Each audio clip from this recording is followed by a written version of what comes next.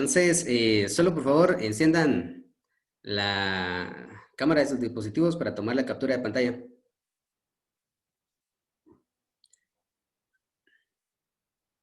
Sin modelar. Entonces, Oye, Henry, se recuerdan que pidieron que fuera un nombre y un apellido el que pusieran ahí para las asistencias, ¿verdad? En su perfil. ¿me has enmascarado?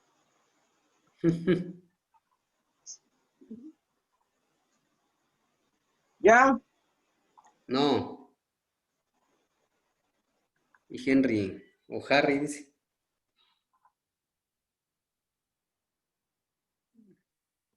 Ahí estamos.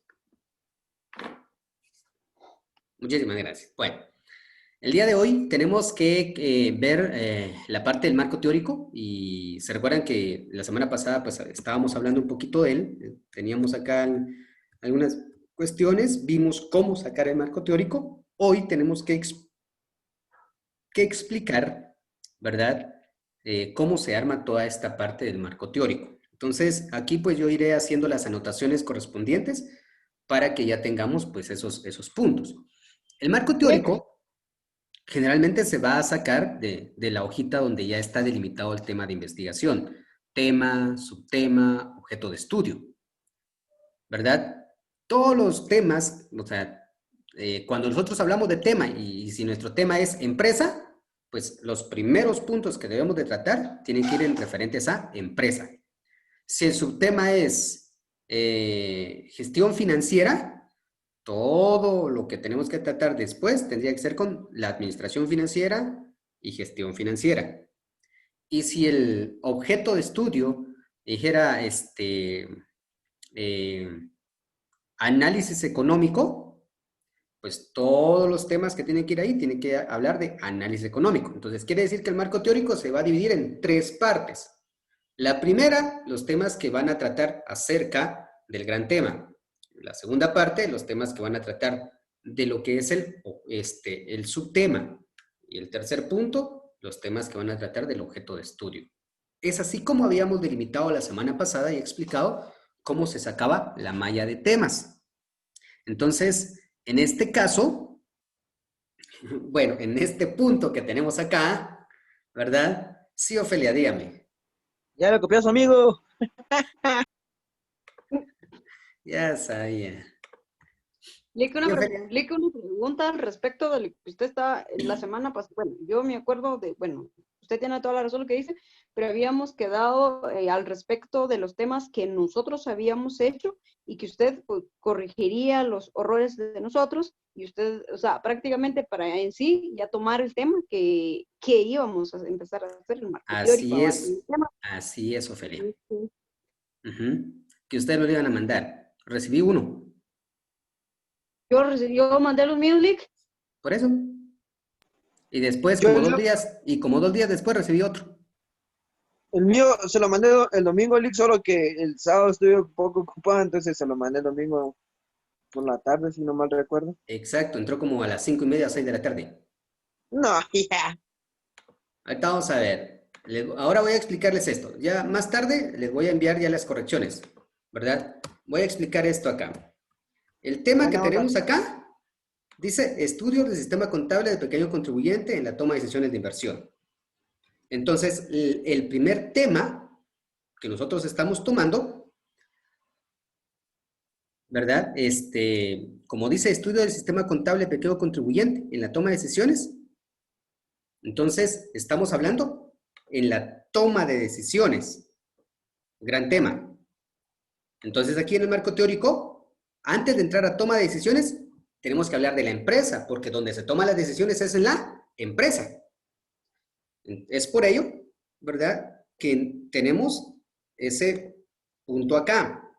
Entonces, cuando empezamos a hablar del marco teórico, muchas veces confundimos el marco teórico con colocar varios subtítulos e ir llenando de teoría. No. El marco teórico es, lógicamente, ir explicando esos temas con nuestras palabras. Sí vamos a tomar de base lo que hizo un autor, sí lo podemos citar, pero nosotros preferimos que todo vaya parafraseado o en su mayoría vaya parafraseado. ¿Sí? Por ejemplo, acá vamos a hablar primero de las empresas en la toma de decisiones. Porque dice toma de decisiones de inversión, pero lo estamos dejando al aire. Entonces, ¿dónde se hacen esas tomas de decisiones? Lógicamente en las empresas. Entonces unimos empresas en la toma de decisiones. ¿Qué es lo primero que vamos a hablar? Pues aquí estamos hablando, pues, la importancia del desarrollo de la empresa, como un párrafo introductorio, ¿sí? Estamos hablando acá de esa parte. Entonces, estamos teniendo como un párrafo introductorio. Voy a colocar de nueva cuenta, pues, estas llamas, esas explicaciones para que todo, pues, ya empiece a tomar mejor sentido o mayor sentido. O si no, pues, con revisión, ¿verdad? Podemos colocar eso. Entonces acá le voy a agregar un comentario que sería lo más factible. ¿Sí? Y acá, este párrafo o el párrafo establece una introducción sobre la importancia de las empresas. Eso es lo que nos dice este párrafo. No vamos a entrar de lleno a decir, ah, la empresa es tal cosa, no.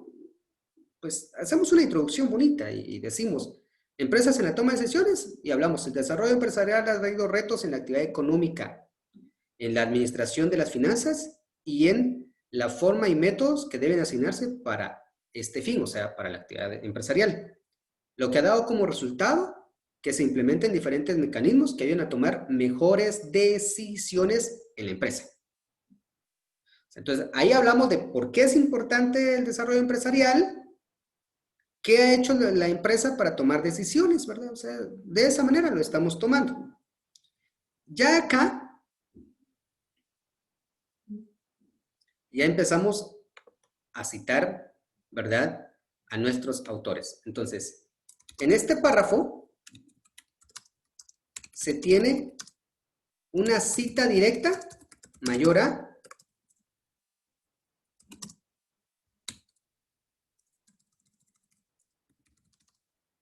40 palabras. Es por eso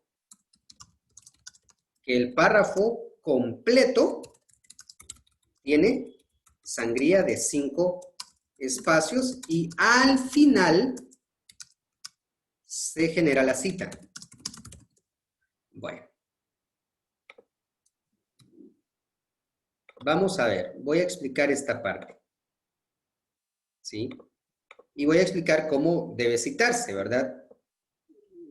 Para ello. Entonces, acá, una decisión es el resultado de elegir entre varias alternativas las que se consideran adecuadas para alcanzar un objetivo o resolver un problema. En lo que respecta a la toma de decisiones, estamos hablando de eso, de toma de decisiones. Pero, dentro de todo eso, puede ser que nosotros tomamos un trozo, ¿verdad?, de lo que decía un autor, y como es mayor a 40 palabras, vamos a suponer que el trozo que se tomó es este, ¿verdad? Digamos, de aquí para acá. Y acá abajo nos dice que son 71 palabras. Entonces, por eso es que, si podemos ver, el párrafo de arriba solo tiene sangría la primera línea, fila, de 5 espacios. Pero vemos que todo el párrafo tiene sangría. ¿Por qué? Porque cuando nosotros colocamos una cita directa, o sea, cita directa es copiamos una parte, la pegamos, y las palabras que tiene ese texto es mayor a 40 palabras, entonces es una cita directa mayor a 40 palabras, corremos, ¿verdad? Todo eso con espacio. ¿Cómo lo hacemos? Le voy a dar aquí normal, y así debería de estar. Nos ubicamos solo al inicio de la segunda fila y presionamos la tecla tabulador. Y automáticamente, entonces, nos genera el espacio para todos. Aquí estamos citando de dónde lo sacamos. Lo sacamos de Padilla, ¿verdad? 2005, de la página 9. Cuando nosotros le colocamos página a este punto, es porque lo copiamos literalmente. Cuando no le colocamos página es porque está parafraseado. ¿En dónde vamos a ingresar esta cita? Vamos a suponer que no está aquí ingresada la cita, ¿sí? Ojo con esto, porque esto es lo que nos va a servir, ¿verdad? Nos ubicamos, digamos que no existe Padilla, ¿verdad? Que hasta aquí termina el párrafo. Nos ubicamos aquí al final, le damos un espacio con la barra espaciadora, nos vamos a la pestaña Referencias. Aquí en la pestaña Referencias, ¿verdad? Aquí en estilo vemos que sea APA. APA. Cuando ya hemos colocado APA, nos vamos aquí donde dice Insertar cita. Desplegamos, nos colocamos aquí al final y desplegamos esa ventana. Y le decimos agregar nueva fuente. Agregar nueva fuente. Entonces, para agregar nueva fuente, vamos a decir que esto que está acá, lo sacamos de un libro. Elegimos aquí tipo de fuente bibliográfica, elegimos que sea libro. Si una persona es el autor, pues aquí se coloca. Pero si, por ejemplo, es una institución, UNESCO, Banco Internacional, Almacenes Japón, qué sé yo, o sea, ellos escribieron sobre eso, entonces se le da clic aquí y sería autor corporativo. En este caso no, porque es una persona a la que vamos a trabajar. Podemos colocar o ingresar de forma general esto y primero se ingresan apellidos, digamos que es Vargas, ¿verdad? Vargas Valladares. Punto. Aquí estoy ingresando coma en cada uno de estos aspectos, ¿verdad? Porque nos pedían que solo aparezca un apellido. Si no ingresamos la coma, va a aparecer de la siguiente manera. Vargas Valladares, coma, y ahora el nombre, Luis. Punto. Le decimos título, vamos a desplegar todos los campos. Título, decimos toma de decisiones. O, ¿verdad? Toma de, qué sé yo, riesgo.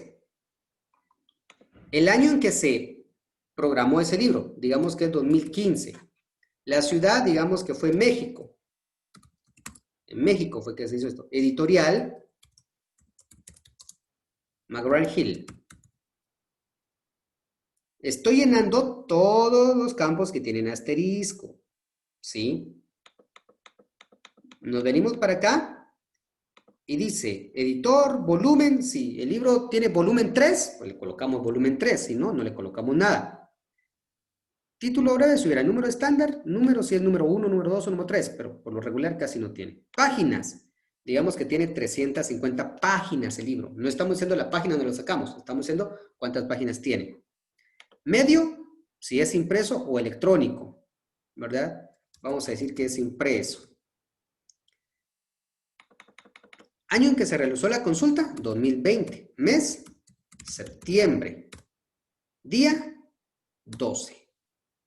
Y le damos a aceptar.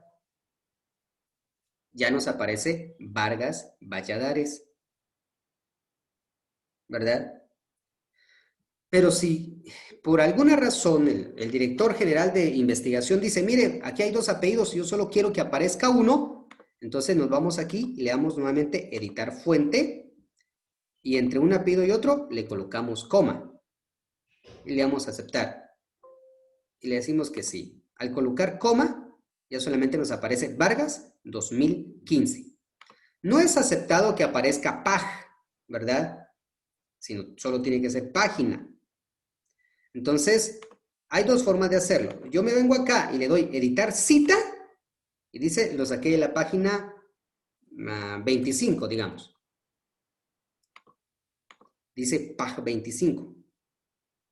Pero, si no lo quiero hacer así, le doy clic acá y le doy en convertir cita en texto estático. Ya, si vemos aquí, ya es solo teoría, ya es letra. Ya no aparece como esto. Entonces, yo aquí coloco coma, P de página, punto, y como fue la página 25, ahora le digo página 25. Y entonces ahí está bien citado, ¿verdad? Ya citamos, ¿ya? Citamos de dónde viene esa parte. ¿Sí?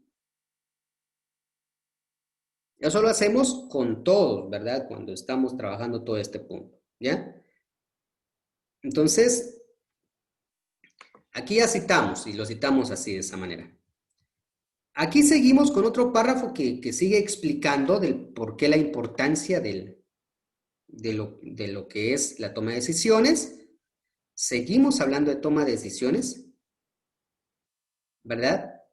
Aquí ya nos habla de la importancia que tiene la inversión en la vida. Estamos tomando decisiones de inversión, estamos hablando de decisiones y de inversión en todo este párrafo, ¿verdad? Y acá ya va otro subtítulo, criterios para la toma de decisiones. Arriba hablamos empresa en la toma de decisiones y hablamos todo lo referente a empresa, decisiones, toma de decisiones, es lo que hablamos acá. Si pueden notar, ¿verdad? En estas 3 páginas no tenemos, digamos, muchos subtítulos, los eliminamos, porque el marco teórico lo que a nosotros nos pide es que nosotros podamos, de principio a fin, o sea, de aquí para acá, ¿verdad? Hilar el tema, o sea, hilar el tema es, empezamos hablando de los antecedentes, la importancia de la empresa y la importancia de la empresa en la toma de decisiones y de decisiones. De esos 4 puntos hablamos aquí, pero no le colocamos subtítulos, los subtítulos los quitamos. Todo lo fuimos trabajando así de forma correlacional, o sea, relacionando un punto con otro, ¿sí? Pero ahora casi es importante porque dice criterios para la toma de decisiones. Si arriba hablamos de decisiones, aquí abajo estamos hablando de los criterios, o sea, las formas en que podemos tomar decisiones. Entonces, acá, para la toma de decisiones deben tomarse en cuenta diversos criterios, los cuales ayudan al empresario a fundamentar la toma de decisiones para que sea efectiva y certera, para lo cual se pueden seguir los siguientes pasos. Cuando nosotros colocamos 2 puntos y queremos colocar viñetas, como las que tenemos en este caso, eliminamos el espacio, ¿verdad? Solo 2 puntos, enter, y ya ahí comenzamos a colocar viñetas. Las viñetas que vamos a colocar son estas vacías. Nos vamos a la pestaña inicio y aquí en viñetas y le damos a estas que están acá, ¿ya? Y no podemos dejarlo separado. Esto tiene que ir alineado aquí, ¿verdad? A la izquierda. Entonces, ¿qué hacemos? Seleccionamos nuestras viñetas, nos vamos a pestaña inicio y aquí, en este párrafo, disminuimos la sangría. En este botón, perdón, disminuimos sangría. Le damos clic y otro clic. Y eso nos la corrió para acá. Lógicamente necesitamos que esto esté justificado. Le damos justificar y ya el párrafo cambió por completo su perspectiva. Ya se ve mejor. ¿Sí? Entonces, nosotros estamos colocando esto. Puede ser que a la hora de leer, ¿verdad? Los pasos solamente lleguen hasta acá. Determinar la necesidad de una decisión. Pero esa era la teoría, lo que dice, lo que nos propone pues el autor. Lo que hacemos para complementar es que después de colocar lo que dice ahí el titulito, digamos, que tenemos, nosotros lo explicamos. Aquí, esto es una explicación de qué es lo que dice ahí. ¿Por qué? Porque el marco teórico es para eso, es para que nosotros expliquemos todo lo que se va colocando allí. Porque va a venir una persona que no sabe nada de decisiones, de inversión, de administración, y solamente dice determinar la necesidad de una decisión. Pero él se va a quedar así leyendo y va a decir, ¿pero y cómo? ¿Qué? Entonces, por eso nosotros siempre le colocamos una explicación para complementar lo que está allí. Porque se supone que nosotros somos los que sabemos. Y si no, para eso estamos investigando y leyendo. El segundo es identificar criterios de decisión. Entonces, nuevamente aquí se dice cómo se hace, ¿verdad? Asignar pasos a los criterios. Volvemos y explicamos aquí. Desarrollar las alternativas. Volvemos y explicamos acá cómo se desarrollan las alternativas. ¿Sí? Entonces, esos son nuestros pasos, ¿verdad? Y ojo, porque aquí al final yo cité Esos pasos los sacamos de Padilla 2005 de la página 13. Si ya está así, yo solamente le doy aquí, convertir en texto estático, y le quito esas dos palabras y ya queda Padilla 2005, página 13. Quiere decir que de Padilla, ¿verdad? El libro creado en 2005, de la página 13, estamos sacando esos elementos. ¿Ya? Siempre, si nosotros tomamos de base algo, ¿verdad? Pues lógicamente tenemos que colocar de dónde salió todo eso. ¿Ya? Entonces, eso es lo que hace nuestro marco teórico, o sea, fundamenta la teoría. Ahora vamos a hablar de inversión. Entonces aquí, ¿verdad? Estamos hablando de inversión. Y si nos damos cuenta, pues la inversión la estamos tomando aquí, ¿verdad? El dinero invertido es una cuenta de ahorro, etcétera, o sea, le estamos tomando de acá. Puede ser que tomamos solamente esta parte o puede ser que tomamos todo el párrafo. Volvamos a ver otra vez que, si lo vemos de esta manera, es mayor a 40 palabras, tiene 44. Por eso es que todo el párrafo nuevamente tiene sangría, ¿verdad? Y aquí lo citamos. Se sacó de Laura en 2009 de la página 3. ¿Sí? Y aquí empezamos a explicar nosotros con nuestras palabras qué pasa, cómo se hace, para qué sirve esa parte de la inversión. O sea, aquí colocamos el concepto y aquí nosotros empezamos a explicar con nuestras palabras, ¿verdad? Aquí ya explicamos paso a paso. Cuando se analiza una inversión, la organización en la que invierte, sea una empresa o una entidad gubernamental, le ofrece un beneficio futuro. Aquí ya estamos explicando lo que este párrafo nos estaba diciendo. Lógicamente, le quitamos el espacio y como estamos explicando algo, volvemos otra vez, le decimos que con viñetas, le colocamos las viñetas, ¿verdad? Aquí están, y esas viñetas ya no se paran. Al final lo estamos citando de dónde lo sacamos, ¿verdad? Y acá tenemos un concepto encerrado entre comillas. ¿Por qué? Porque es menor a 40 palabras, ¿verdad? Entonces dice, inversión directa o indirecta. Y aquí dice, directa se da cuando un inversionista adquiere directamente un derecho sobre un título de propiedad, ¿verdad? Indirecta es una inversión en un grupo de títulos o propiedades, creada comúnmente para satisfacer uno o más metas de inversión. Entonces dice, inversión directa o indirecta. Directa, ¿verdad? Y decimos cuando un inversionista adquiere de primera mano o directamente un derecho. Si vamos a marcar esto, nos dice que tiene 38 palabras, es menor a 40. Nos dice que cuando nosotros estamos citando, o sea, estamos copiando un texto y lo pegamos y es menor a 40 palabras, los encerramos entre comillas, así como está acá. Y acá al final tiene la cita, se sacó de Lauren, página 4.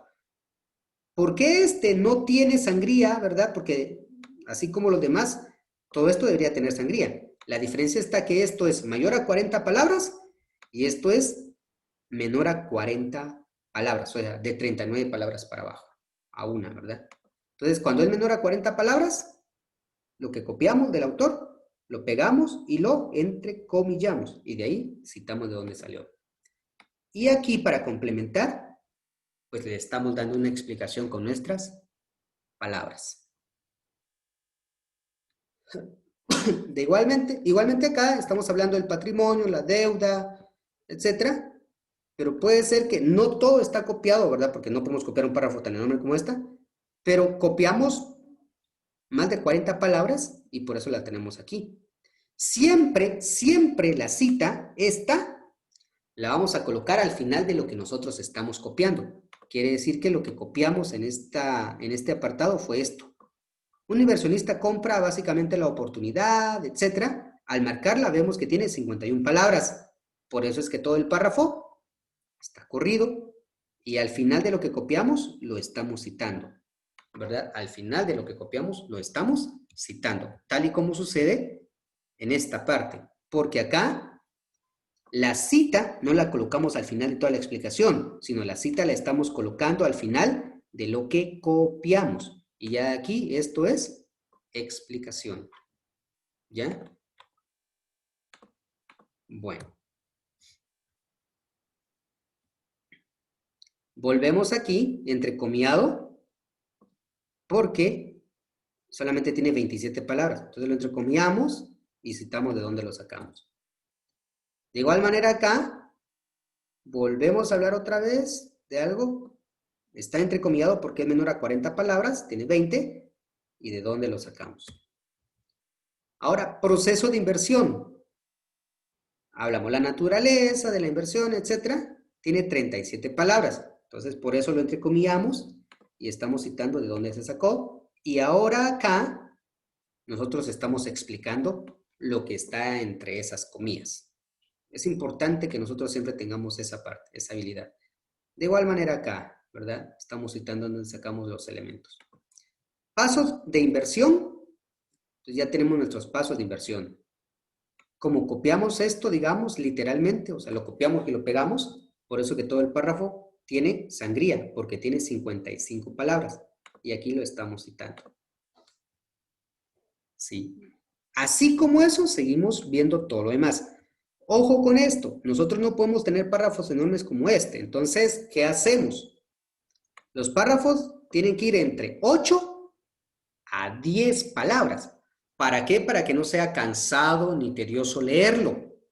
Si usted empieza a leer un párrafo como este, va a ir por acá y ya no va a querer seguir. Entonces, por eso, vemos 1, 2, 3, 4, 5, 6, 7, 8, 9 y 10. 10 máximo. ¿Verdad? Y ya dividimos. Volvemos acá. 1, 2, 3, 4, 5, 6, 7, 8. Y aquí cabal hay un punto y seguido, entonces leamos y lo separamos. ¿Verdad? Y acá contamos otra vez 1, 2, 3, 4, 5, 6, 7, 8. Pero tenemos que ver dónde termina el párrafo. Ah, sí tiene todavía, entonces no hay ningún problema. 1, 2, 3, 4, 5, 6, 7, 8, 9, 10, 11, 12. No encontramos hasta el 12, pero es muy grande. Entonces lo vamos a colocar aquí. ¿Verdad? De aquí 1, 2, 3, 4, 5, 6, 7, 8, 9, 10, 11, 12, 13, 14, 14. 1, 2, 3, 4, 5, 6, 7. Aquí lo separamos. ¿Qué pasó aquí? Pues ese mismo párrafo que estaba tan enorme, lo separamos por párrafos más pequeños, ¿verdad? Para que la lectura no sea tan cansada y sea explícita. No van a pensar que lo estamos separando a como caiga, no, estamos separando donde un punto separa una frase de otra, porque un punto siempre va a separar una frase de otra, ¿verdad? Por eso, donde hay puntos, no lo estamos separando donde hay comas, sino donde hay puntos.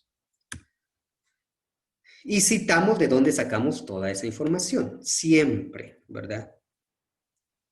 Inversiones, ciclo de vida de la inversión, ya tenemos aquí el ciclo de vida de la inversión, ¿verdad? Y la inversión dice que es juventud orientada al crecimiento de 20 a 45 años, consolidación de 45 a 60, años de retiro de 60 años en adelante. O sea, ese es el ciclo de vida, ¿verdad? De la inversión. Estamos hablando de toda esa parte de la inversión y aquí puede ser que esto era un texto y nosotros solamente lo extrajimos y colocamos esto. Citamos aquí al final de dónde lo trajimos. Si esto lo parafraseamos, entonces solo vimos una imagen y ya nos dimos cómo explicarlo y estas son mis palabras, son palabras de ningún autor, entonces por eso no la estoy citando. En cambio acá, en este apartado, ¿verdad? Yo tengo 24 palabras de estas, del punto para acá. Entonces, como es menor a 40 palabras, acá lo citamos. En este caso, voy a explicar algo más. Voy a convertirlo en texto estático. Le voy a eliminar la página. ¿Por qué? Porque lo que copié no está entre comillas. Bueno, lo que estoy citando acá no está entre comillas. ¿Y por qué no está entre comillas si tiene 24 palabras? Ah, porque no fue copiado. Esto yo lo expliqué con mis palabras, solo que en base a Lauren 2009. Cuando yo coloco algo acá, menor a 40 palabras, y explico lo que dice un autor, pero uso mis palabras, no las de él, entonces la cita cambia. Solo va de esta manera: apellido, coma y el año. Ya no va el número de página. Colocamos número de página cuando hemos pegado literalmente el texto. Y cuando lo explicamos con nuestras palabras, solo colocamos el apellido del autor y el año. Ya no colocamos la página porque no fue copiado literalmente. ¿Verdad? Esa es la diferencia que tenemos entre lo que está arriba y lo que está acá. ¿Verdad? De aquí tenemos estados financieros en la toma de decisiones de inversión. Estamos todavía en el primer tema, toma de decisiones de inversión. Ya hablamos de la empresa, ya hablamos de decisiones, la empresa la toma decisiones, cómo tomar las decisiones, características de las decisiones. Ahora nos toca hablar de los estados financieros en la toma de decisiones. ¿Por qué? Porque una decisión no la podemos tomar sin estados financieros. Entonces, por eso estamos hablando de estados financieros en la toma de decisiones de inversión. ¿Bien? Volvemos y hablamos de los estados financieros. Este primer párrafo está haciendo alusión a algo importante. Le vamos a colocar aquí. ¿A qué está explicando este párrafo? Da a conocer, ¿verdad?, cómo ha sido el desarrollo de los estados financieros, su normativa y reglamentación, ¿verdad?, que lo rigen. Ahora voy a explicar por qué. Acá, si podemos ver, estados financieros. Y aquí dice, el registro contable necesita la presentación de la información financiera de tal manera que se tiene que determinar un desarrollo de la comunicación de información que se debe dar a los demás, digamos. Tomando de base a normas internacionales de contabilidad, normas internacionales de información financiera y normas internacionales de auditoría, NIC, NIF y NIAS, que lo que hacen estos tres puntos es en realidad las NIC, registrar, ¿verdad?, la contabilidad, las NIF, la forma de presentación, y las NIAS, la manera en que se va a establecer la evaluación de los estados financieros. Y con estas tres categorías y tres normas, nosotros estamos integrando nuestros estados financieros y podemos tomar decisiones. ¿Por qué? Porque si tenemos registro de toda la operación en base a NIC, NIF, ¿verdad?, sabemos pérdidas, ganancias, notas aclaratorias a estados financieros,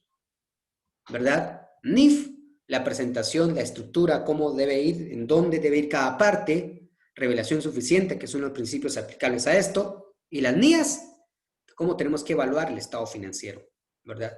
Podemos evaluar horizontal, verticalmente, razones financieras, un análisis DuPont, etcétera, ¿verdad?, para poder tomar una decisión. Entonces, por eso es que aquí estamos primero dando a conocer toda la normativa de mi estado financiero. Después hablamos de cada estado financiero. Hablamos del estado de resultados, hablamos del flujo de caja o de efectivo y hablamos del balance general, que por lo regular estos tres pues, generan esa parte. Recordemos que la diferencia entre estado de resultados y flujo de efectivo es una simple. Es una simple. Cuando yo determino mi estado de resultados, yo tengo una utilidad neta después del impuesto. Para que se convierta ese estado de resultados también en flujo de efectivo, lo único que tengo que hacer después de la utilidad neta, tengo que sumarle depreciaciones y amortizaciones. Y ahí ya se convirtió en mi flujo de efectivo.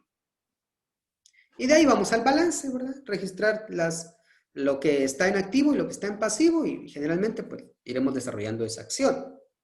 Y de esa manera pues ya estamos hablando de cómo se integran nuestros estados financieros, ¿verdad?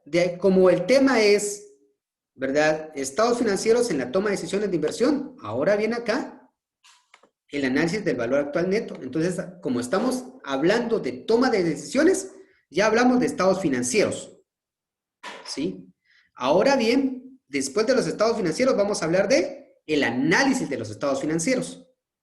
Entonces, el análisis de estados financieros lo empezamos a hablar acá por un análisis horizontal y vertical, por un análisis de razones financieras, de liquidez, de ácido, de rentabilidad, etcétera. Análisis económico, valor actual neto, VAN, tasa interna de retorno TIR y punto de equilibrio. Y lo importante, un análisis, ¿verdad? DuPont, ROA, ROE y ROI, o sea, rotación de activos, rotación de efectivos, rotación de inventarios, porque eso nos dará una forma de cómo tomar decisiones. Hasta acá ya agotamos el primer punto del tema, ¿verdad?, de investigación que estamos trabajando, que es decisiones de inversión. Ya aquí nosotros ya agotamos decisiones de inversión. Ya agotamos la primera parte, el gran tema. Ahora dice pequeño contribuyente. No vamos a colocar aquí pequeño contribuyente. Colocamos régimen contable. Porque el pequeño contribuyente es parte de los regímenes contables que tenemos. Entonces, hablamos de régimen contable y explicamos qué es un régimen contable. Aquí lo estamos explicando. ¿Sí? Luego, decimos tipos de regímenes contables. Están pequeños contribuyentes, opcional simplificado y sobre utilidades lucrativas, que estos dos son de contribuyente normal. Y de aquí ya nos quedamos hablando solo del pequeño contribuyente, porque es el que nos interesa. Entonces, ya hablamos del pequeño contribuyente y si vamos a hablar de un decreto, tenemos que colocarlo bien. Acá, cuando nosotros vamos a citar un decreto, nos vamos nuevamente a referencias, insertar nueva cita y aquí se convierte en autor corporativo. Comenzamos estableciendo, ¿verdad? Decreto 4-2012, Congreso de la República de Guatemala. ¿Sí? El título ya es el título del decreto, ¿verdad? El año en que se creó el decreto. Ciudad, Guatemala. Editorial, pues será quien lo haya decretado. Páginas que lleva el decreto. Año en que se realizó la consulta. URL, si en caso hubiera una página electrónica de donde estamos sacando esa información. Y le vamos a aceptar. Para que aparezca generalmente bien citado, le damos convertir en texto estático. Le quitamos esto de página, solo que se queda con página. Y le quitamos Congreso de la República. Solo queda Decreto 4-2012, año 2012, página 38. Régimen del pequeño contribuyente. Y aquí ya explicamos, pues, qué es lo que nos da a conocer. Nuevamente tenemos otro decreto y lo volvemos a citar, ¿verdad? Que da sustento al pequeño contribuyente. ¿Ya? Y así explicamos por completo en qué consiste el régimen del pequeño contribuyente, cuál es la tasa impositiva o el porcentaje, ¿verdad? Quién es el ente recaudador, ¿verdad? Hasta dónde llega, ¿verdad?, el régimen del pequeño contribuyente, no exceder más de 150,000 quetzales al año de ingresos, ¿verdad? ¿Cómo hacer para inscribir bajo este régimen? O sea, aquí estamos hablando de todo lo que da a conocer el régimen de pequeño contribuyente. ¿Qué es lo que a qué está obligado? ¿Y a qué no está obligado el régimen de pequeño contribuyente? No está obligado a llevar contabilidad completa, ¿verdad? Si no excede un activo de 25,000 quetzales. No tiene obligaciones de presentar declaraciones del impuesto sobre la renta porque no le asiste. No debe pagar impuesto de solidaridad porque no es de su competencia. No le obliga a contar con, a tener contador en planta. Él mismo puede llevar su contabilidad. ¿Cómo lo establece el Código de Comercio al pequeño contribuyente? ¿Qué dice el Código de Comercio sobre el pequeño contribuyente? Y así explicamos todo lo que tiene que ver con pequeño contribuyente. Y de esto, pues ya agotamos el segundo punto, pequeño contribuyente. Ahora tenemos que hablar del sistema contable. Esa es la tercera parte. Y aquí tenemos sistema contable. Empezamos a hablar que es un sistema, primero que la contabilidad financiera, la contabilidad administrativa. Hablamos que es el proceso contable. Lógicamente los estamos citando ahora. Si es mayor a 40 palabras, todo el párrafo llevará sangría. Si es menor, solamente lo que estamos hablando se encierra entre comillas. ¿Qué es proceso contable? ¿Verdad? Y aquí se puede también citar de esta manera. Estamos hablando primero del autor. Establece que el control interno, tal, etcétera. Y también esto lo dice él. Si comenzamos hablando del autor, pero lo sacamos de una página, al final de todo lo que hablamos de este autor, ¿verdad? Solo colocamos el número de página. Pero si yo no quiero comenzar hablando del autor, sino comienzo el control interno, es el plan organizacional, etcétera, y todo esto, entonces aquí de último coloco, ¿verdad? El nombre, el año y la página. Pero como inicié primero hablando del autor, entonces ya de último solo coloco el número de página donde extraje esa información. ¿Ya? Seguimos hablando del control interno. Aquí dice Vasco 1992, citado en Calvo Piña 2008. Esto se le llama cita de cita. O sea, este señor habló de esto, de todo lo que está aquí. Entonces decimos Vasco 1992 y lo citaron en este otro trabajo, ¿verdad? Y entonces establecemos todo lo que dijo el señor. ¿Sí? Y al final, ¿verdad? De todo lo que está acá, volvemos a hacer otra vez cita. Lo sacamos de la página 10. Normas internacionales de contabilidad en el proceso contable, NIC y NIF. Estamos hablando de proceso contable, pero ¿por qué estamos hablando de NIC y NIF? Porque recordemos que el proceso contable es el registro, la forma en cómo vamos a ordenar toda la información, y entonces hoy en día nosotros hacemos proceso contable en base a NIC, NIF. Por eso vamos a hablar de NIC, NIF aquí, ¿verdad? Y hablamos qué es, para qué sirve, cuándo se originó, en qué nos ayuda, cuál es el papel de las NIC en los estados financieros, en la contabilidad, perdón, y cuál es el papel de las NIF en la contabilidad. Ya hablamos cuáles son las NIC que se utilizan, etcétera, y las NIF que estamos utilizando, ¿verdad? Hablamos de ahora del sistema contable, qué es, para qué sirve, cómo se da, ¿verdad? Todo eso lo estamos hablando acá. ¿Ya? Características del sistema contable, ventajas del sistema contable, etcétera. Todo eso está acá. Si podemos observar, aquí estamos en la página 27, terminamos en la página 27, y nuestro marco teórico inició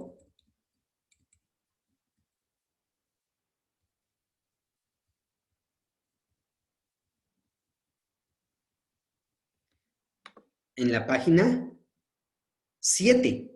Entonces quiere decir que inició en la 7. Para la 27, ¿cuántas páginas abarcamos?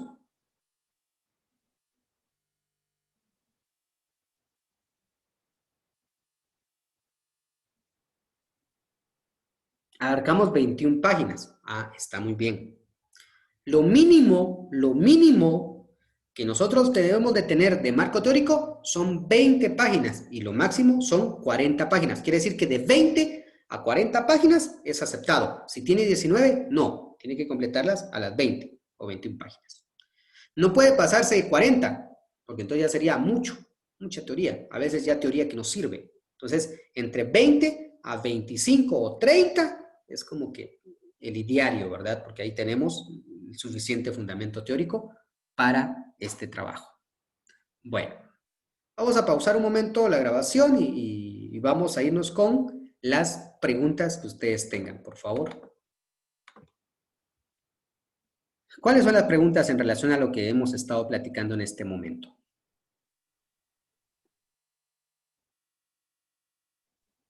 No hay leak. ¿Sí se entiende o no se entiende? O sea, ¿cómo se arma el marco teórico? Pues, bueno, al menos sí yo ya entendí. Lo que sí, pues, o sea, la ventaja pues que esto le grabó el video para volver a retomar alguna algo pues, porque no todo se queda en un ratito. Por supuesto, eso es así, o sea, y esa es la ventaja de tener un video ahora en el proceso, ¿verdad? Pero, pues es importante que ya vayamos viendo, pues esa teoría de nuestro tema de investigación, ¿verdad? Para que lo vayamos ya discutiendo. Antes de armar todo esto, es lo que hicimos la semana pasada, ¿se recuerdan? Dividimos tema, subtema y objeto de estudio y empezamos a sacar, ¿verdad? Los subtemas de cada título, ¿verdad? Que teníamos ahí. Y entonces ahí se comenzó a convertir en nuestro marco teórico, porque así es más fácil. Hay diferentes formas de cómo trabajar marcos teóricos, cómo poder obtener información para hacer marcos teóricos. Lo vamos a ver en un momento. ¿Cómo citar? Pues aquí ya vimos un par de ejemplos, pero también en un momento, al finalizar todo esto, pues se les proporcionarán los videos donde nos dice cómo citar cuando es menor de 40, cuando es cita directa, cuando es cita parafraseada menor de 40 palabras. Cómo citar cuando es un mayor de 40 palabras, si es cita directa o si es cita indirecta. ¿Qué diferencia hay entre la cita directa e indirecta? La cita directa, cuando copiamos todo. La cita indirecta, cuando lo explicamos con nuestras palabras, o sea, parafraseamos. ¿Sí? Otras preguntas que tengan.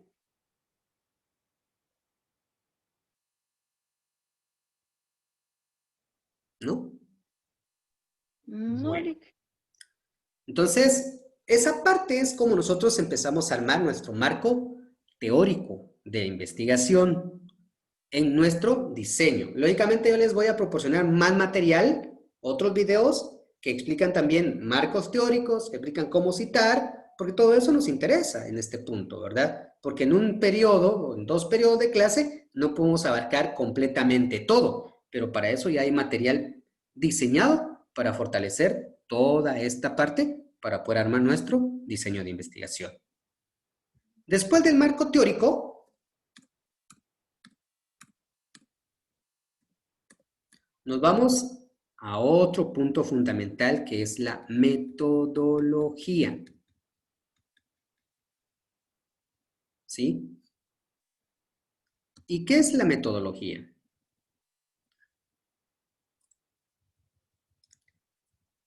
La metodología consiste en la forma en que vamos a abordar la investigación.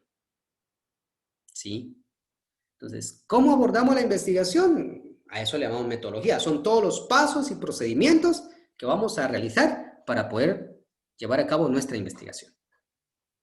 Entonces, ahora bien, aquí es donde vamos a encontrarle mayor sentido a nuestro tema, a nuestro diseño de investigación. ¿Por qué? Acá nosotros decimos metodología y tenemos acá nivel metodológico. Y el nivel metodológico dice que, de acuerdo a la naturaleza de la investigación, reúne los niveles descriptivo y explicativo. Podemos iniciar con nivel metodológico o podemos decir tipo de investigación. Y acá no vamos a colocar el concepto del tipo de investigación, sino vamos a decir, pues, qué tipo de investigación es y para qué sirve.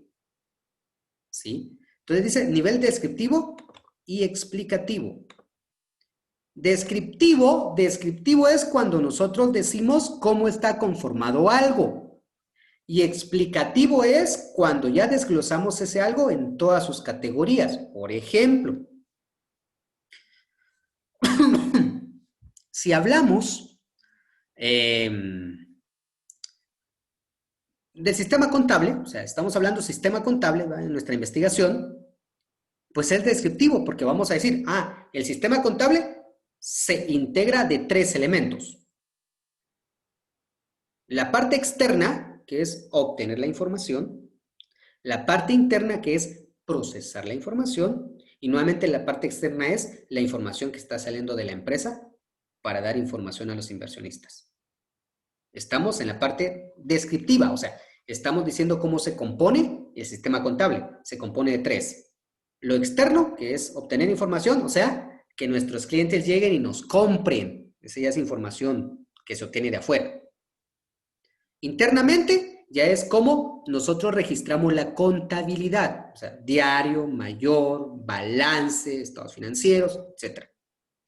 La parte externa ya es ¿Cómo presentamos la información financiera? O sea, ya tengo toda la información financiera, ahora ¿cómo la estoy presentando allá afuera? Para que mis inversionistas vean cuál es mi grado de rentabilidad, cuál es mi nivel de liquidez y cuál es mi nivel de utilidad. Entonces, ahí están esos tres momentos. Ahora, eso es lo descriptivo. Ahora viene lo explicativo. Y en lo explicativo ya decimos paso a paso cómo se registra la contabilidad. Explicamos paso a paso qué tipo de análisis financiero le estamos haciendo a los estados financieros y cómo se hace. Paso a paso para que se entienda. Por eso, los documentos o los trabajos de investigación que generalmente se desarrollan en la universidad siempre son de tipo descriptivo explicativo. Siempre. Aunque sea una auditoría, es descriptiva explicativa, porque la auditoría se hizo, claro, por supuesto, nos llevó, hicimos un proceso, tuvimos que presentar un plan de la auditoría, en el plan de la auditoría un cronograma, del cronograma nos tuvimos que ir a ver a las responsabilidades, de las responsabilidades tuvimos que ver las áreas de trabajo que iban a afectar, de las áreas de trabajo la carta de compromiso, de la carta de compromiso tuvimos que establecer nuestro guión general, nuestras marcas de auditoría. De las marcas de auditoría nos fuimos a los papeles de trabajo y de los papeles de trabajo nos vimos a la auditoría en sí, de la auditoría nos fuimos a los hallazgos y resultados, el trato de la información, la sustentabilidad legal y de ahí nos fuimos a la propuesta técnica que nosotros le estamos dando para mejorar lo que hallamos, ¿verdad? Para mejorar esas condiciones de los hallazgos que encontramos. Por eso es descriptivo, nos dice paso a paso, y explicativo nos explica paso a paso cómo se hace cada parte. Por eso es importante esa primera situación. Entonces, por eso acá no estamos describiendo o colocando el concepto de lo descriptivo o de lo explicativo. No, aquí tenemos que explicar para qué nos va a servir lo descriptivo y para qué nos va a servir lo explicativo. Por eso es que lo colocamos de esa manera. Segundo, dice acciones que se tomarán. Se desarrolla la fase de gabinete que consiste en la estructuración de la parte teórica del diseño de investigación. Se procederá a realizar una investigación bibliográfica para la fundamentación teórica del tema. Se desarrollará la gestión administrativa para solicitar información pertinente a las unidades de análisis. Se establece el diseño de investigación. Se diseñarán y validarán los instrumentos para recabar información, ¿verdad? Toda esa es la parte de gabinete, o sea, la parte en que usted está sentado en un escritorio y está escribiendo. La investigación tiene objetivos, objetivo general y objetivo específico. Aquí colocamos, lógicamente, el objetivo general que está ya en la hojita que a usted le dan de autorización de su tema de graduación. ¿Sí? Población y muestra. ¿Cuándo utilizar población y cuándo utilizar muestra? Utilizamos población cuando, por ejemplo, lo hace usted una empresa y solamente hay 6 personas. Entonces usted tendrá que evaluar a las 6 personas. O hay 6 unidades, evaluar a las 6 unidades. ¿Sí? Entonces, ahí dice, la investigación está integrada por la siguiente población, ¿verdad? 6 unidades que integran la empresa Los Surtidos S.A. Pero, ¿cuándo utilizamos muestra? Cuando, por ejemplo, su tema es incidencia de la ley de factoraje en los préstamos bancarios en tiempo de COVID. Incidencia de la ley de factoraje en los préstamos bancarios en tiempo de COVID. ¿Ya? Entonces, eso no lo va a hacer usted una empresa. Usted lo va a hacer, qué sé yo, en la cabecera municipal de San Marcos, de San Pedro, de Cucho, de Palo Gordo, de Sibilia, no sé. Pero ahí hay mucha gente. Entonces, la población, identificamos cuántas personas viven en ese lugar. 80,000 personas en San Pedro. 80,000 personas. Usted no va a encuestar a las 80,000 personas, jamás, nunca. Entonces, la población está integrada por 80,000 personas del área urbana del municipio de San Pedro. Población. Muestra. En la muestra ya venimos y empezamos a trabajar esto, nuestra fórmula. Dependiendo de si conocemos la población, fórmulas donde conocemos la población. Si no conocemos la población, fórmulas cuando no conocemos la población. En un momento se les dará también el material de muestreo que es importante para poder calcularlo, ¿verdad? Entonces, y describimos, ¿verdad? ¿Qué significa cada punto que está aquí en mi fórmula? Z elevado al cuadrado es el nivel de confianza. El nivel de confianza es del 92%, que es igual a 1.76. Esto es lo que hemos visto en estadística hace como 500 años atrás, ¿verdad? De un par de semestres atrás, estadística. Vimos muestreo. Y entonces vimos que este 1.76 corresponde al dividir 92 dividido en 2 y dividido en 100, y nos vamos a nuestra tablita y buscamos ahí el valor que sale para determinar Z, donde se cruza la fila y la columna, ¿verdad? 1.7 era el que estaba aquí en la fila, y aquí está el valor. Nos vamos hacia acá, y hacia arriba era el 6, por eso es 1.76 lo que estamos desarrollando. Aquí hay probabilidad de éxito, P, y probabilidad de fracaso, Q. Entonces dice que la proporción esperada es de 75%. Quiere decir que el éxito de nuestra investigación es de 75%. Q entonces será el resto que nos hace falta para llegar a 100. Si 75 es nuestro éxito, entonces nuestro fracaso es del 25%. Desviación estándar, ¿verdad? La desviación no debe ser mayor al 10%. En este caso se tomó un 8%, pero no debe ser mayor al 10%.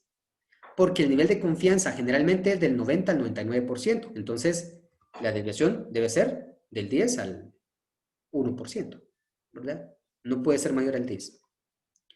Y ya cuando tenemos eso, operamos nuestra fórmula, ¿verdad? 1.76 elevado al cuadrado por 0.75 por 0.25 dividido 0.08 elevado al cuadrado. Y eso, pues nos da estos valores, y al dividirlo nos dice que tenemos que encuestar a 90.75 personas.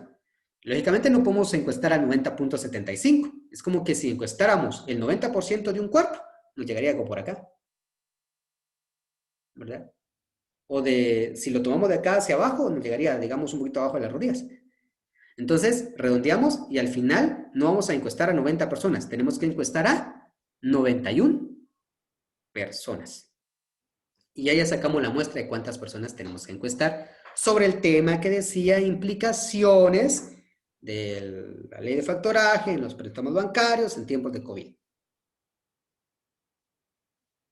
Porque lo estamos dejando libre, lo estamos dejando así para que la población nos responda. Entonces, por eso buscamos muestra. Técnicas e instrumentos son totalmente distintos. Una investigación, aunque sea descriptiva y explicativa, por lo menos debe llevar 3 instrumentos para poder desarrollarse. La observación, que es fundamental, la encuesta y la entrevista, por lo menos esos 3. Entonces, ya si, por ejemplo, en este tema estamos hablando de control interno o sistema contable, entonces podría ser la observación, la entrevista, la encuesta y el análisis, ¿verdad?, de registros internos, o sea, controles internos. ¿Ya? Porque sí ocupa ir a ver sus controles internos, porque ¿qué estamos evaluando? El sistema contable. Y recordemos, el sistema contable son nuestros controles internos. Entonces, por eso, otra técnica es evaluar registros internos. Las técnicas son observación, encuesta, entrevista y registros internos. Técnicas. Instrumentos. Para la observación va nuestra, ¿verdad?, bitácora. Porque para la observación, la técnica es la observación, pero el instrumento, o sea, donde vamos a dejar plasmado todo, se llama bitácora. Para la entrevista es la técnica. Su instrumento es la cédula, de entrevista, ya sea estructurada, semiestructurada o no estructurada. Para la encuesta es la técnica. El instrumento para recabar la información es el cuestionario. Controles internos, registros internos es la técnica. ¿Sí? El instrumento, ¿verdad?, para los controles internos es un checklist. Una lista de cotejo. Porque entonces ahora venimos y decimos, ¿el libro diario está operado correctamente? Sí, no, y observación. ¿Se han registrado todas las operaciones? Sí, no, observación. ¿Se encontraron errores en los registros contables? Sí, no, observación. ¿Sí? Entonces, esa parte es la que nos interesa a nosotros saber y conocer para poder desarrollar toda la parte de investigación. Técnicas y procedimientos de análisis de datos. Aquí vamos a explicar cómo vamos a hacer esa parte. Entonces aquí decimos, bueno, se recabará información a través de los instrumentos que posteriormente serán tratados y que darán como resultado el desarrollo de un análisis de información. La información se pasará a gráficas y de las gráficas se tendrá que hacer un análisis de relación de las variables, ¿verdad? De esta manera, la gráfica presentará el número y la explicación va a representar la parte de las cualidades que se explicarán de cada uno de estos puntos. Esperando que de esta manera se comprenda, ¿verdad?, el resultado obtenido. Y ya explicamos cómo va a ser nuestra técnica de procesamiento y análisis. Recursos. Hablamos de recursos y recursos tecnológicos. Cañonera, computadora, cámaras, discos, equipo de sonido, memorias USB, escáner, impresoras, etcétera. Toda esa parte que vamos a utilizar ahí. Recursos humanos, indispensable, tiene que ir así como lo tenemos. Director administrativo, solo que ya no colocamos UEO, sino Universidad de Occidente, Extensión San Pedro, ¿verdad? Coordinador de investigación, Universidad de Occidente, Extensión San Pedro. Asesor de trabajo de evaluación de tesis, revisor y tesista o investigador. Propietarios de las empresas y contadores de las empresas. Porque esas son nuestras unidades de análisis, ¿verdad?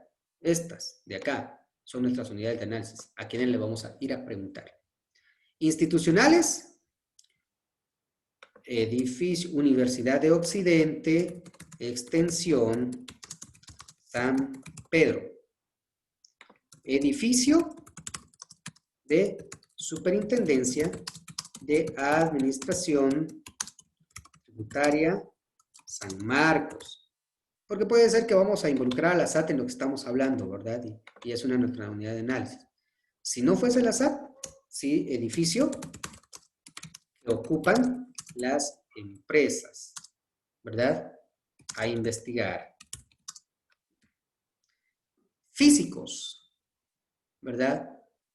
Y ya vemos esto. Físicos, pues lógicamente ya no podemos colocar salones de clases, sino colocamos edificio, ¿verdad? Para acopio de información. O sea, por no colocar mi casa, ¿verdad? Oficina. Oficina de los propietarios de la empresa y otros ambientes físicos necesarios. Financiamiento. Aquí en el financiamiento explicamos, para el desarrollo de la investigación se necesitan recursos económicos. Estos serán financiados por el tesista o investigador. Explicamos quién los va a dar. Este índice que está aquí solamente representará el índice del marco teórico.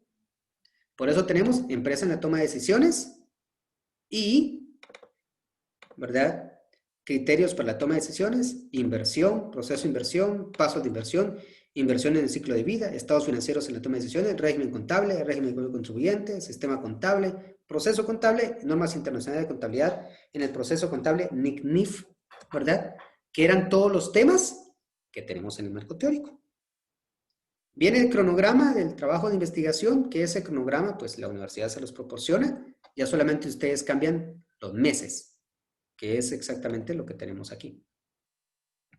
Viene la tabla de presupuesto. El presupuesto cambia, no es el que tenemos acá. La universidad también les proporciona un modelo de presupuesto para que ustedes puedan integrarlo de esa manera.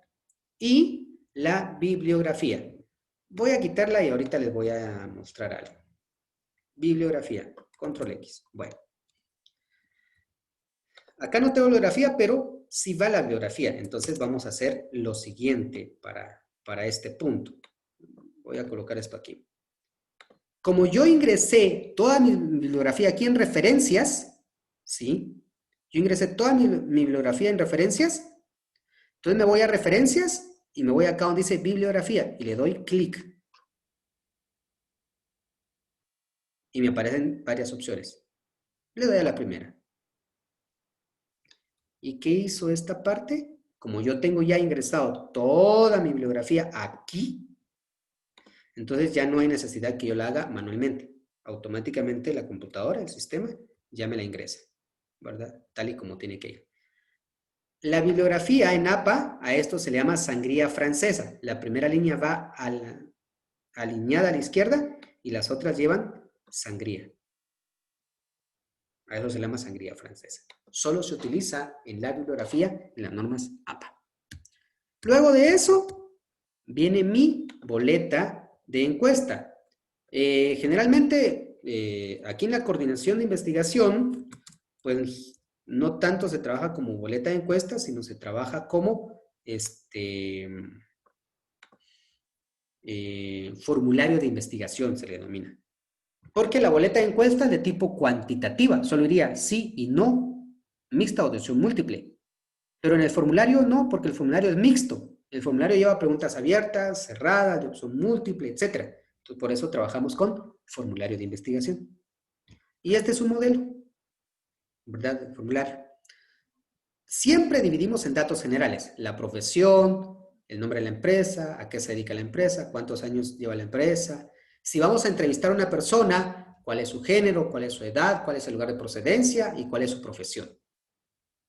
Esos datos no deben de faltar, porque son importantes cuando estamos haciendo cruces de información. Ya empezamos a hablar del sistema contable. ¿Qué tipo de sistema utiliza para el registro contable de sus operaciones? ¿Manual o computarizado? ¿Cómo contabiliza el ingreso de mercaderías? Manual, computarizado, no controla, otro especifique. ¿Cómo contabiliza el ingreso de ventas? ¿Manual o no controla o computarizado? ¿Cómo contabiliza su compra? ¿Cómo determina las ganancias? ¿Cómo registra sus facturas? El sistema de pequeño contribuyente genera información susceptible de control y revisión en el ámbito interno y externo. O sea, quiere decir que si la información contable y financiera del pequeño contribuyente en realidad sí me sirve para tomar decisiones o no me sirve para tomar decisiones. ¿La información emitida por el sistema de pequeño contribuyente es útil en la toma de decisiones? ¿Sí o no? Y el explique es sí, importante por esto, no, por tal cosa, no. ¿Los reportes emitidos por el sistema de pequeño contribuyente son adecuados? ¿Sí o no? Decisiones de inversión. ¿Cómo decide cuánto comprar de mercaderías? Cuando se queda sin mercaderías, ¿cuánto determina un conteo de existencias? O simplemente, pues, otro, ¿va? El que usted maneje, por intuición. ¿Ha invertido en mobiliario equipo? Al inicio, una vez al año, otro especifique. ¿Qué criterios utiliza para la toma de decisiones financieras? Estados financieros, la experiencia, otro especifique. La toma de decisiones financieras, ¿toma decisiones financieras en la empresa? ¿Sí o no? ¿Y por qué, verdad? ¿En qué ámbitos toma decisiones financieras? En mercaderías, en mobiliario, equipo, producción, pasivos, capital, no sé. ¿La empresa ha solicitado créditos? ¿Sí o no? ¿En qué institución ha solicitado créditos financieros? Bancos, cooperativas, casas de préstamo, financieras, otros especifiquen. ¿En qué ha invertido el préstamo? Mercaderías, mobiliario o equipo. Inversión, operación o financiamiento. ¿El préstamo solicitado le trajo beneficios o le trajo deudas o gastos? ¿Considera que la decisión de inversión fue efectiva para mejorar la actividad económica de la empresa? ¿Sí o no? Ahora hablamos de la empresa, ¿verdad? ¿Usted maneja el sistema de control interno de la empresa? ¿Sí o no? ¿Qué mecanismo de control interno maneja? ¿Existe un plan de cuentas que describa cada uno de los registros, cada uno de los rubros de la empresa? ¿Sí o no? El plan de libros del sistema contable de la empresa está conformado por diario, mayor, libros auxiliares. Si utilizan libros auxiliares, indique cuáles. En función de la normativa del control interno, ¿cuáles considera usted que son las principales fortalezas del sistema de la empresa? Y ahí terminamos con nuestra boleta de encuesta. La boleta de encuesta la dividimos en empresa, sistema contable decisiones de inversión, porque esos son tema, subtema y objeto de estudio. Y de esta manera, pues para nosotros es importante tenerlo dividido, porque así, a la hora de analizar la información, ya no estamos viendo qué preguntas debemos de tomar para comprobar el objetivo 1, para comprobar el objetivo 2, para comprobar el objetivo 3. No, ya sabemos que estas, sistema contable de objetivo contribuyente, pues son del objetivo 2. Y entonces ya no sirven para comprobar el objetivo 2. ¿Ya? Y en esto consiste principalmente el diseño de investigación. Es el plan de trabajo, ¿verdad? General con el que vamos a desarrollar nuestra actividad de investigación, ¿verdad? Por lo regular, tienen un promedio entre 35 a 40 páginas. Este tiene 39. Y eso es lo que ustedes tienen que presentarme también ahora después de todo lo que estamos desarrollando. ¿Ya? Bueno. Son las 19:38. Vamos a las preguntas.